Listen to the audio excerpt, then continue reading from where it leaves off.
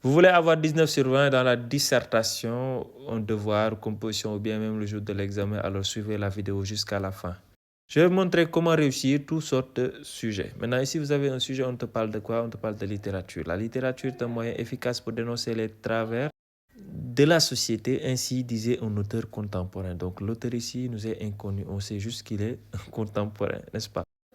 Et dans la consigne, on a, après avoir montré que les œuvres littéraires permettent de fustiger l'état social, vous direz en quoi la littérature est une œuvre d'instruction.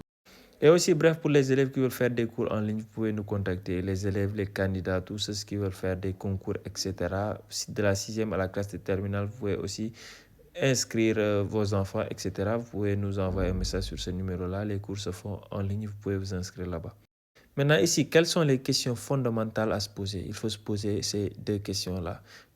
Quel est le thème du sujet? Ici, le thème, c'est la littérature. On ne parle pas de roman, on ne parle pas de poésie ni de théâtre. Alors, nous avons déjà le thème. Maintenant, quelles sont les parties du développement? Ici, nous pouvons voir que nous avons deux parties.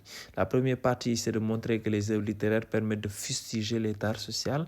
Vous direz en quoi la littérature est une œuvre d'instruction. Donc, ici, première partie, on peut se baser sur quoi? Sur la fonction engagée. Le fait de fustiger l'état social, c'est l'engagement. Et le fait que la littérature est une œuvre d'instruction, ici, on nous parle de quoi? De didactique, de conseil, etc.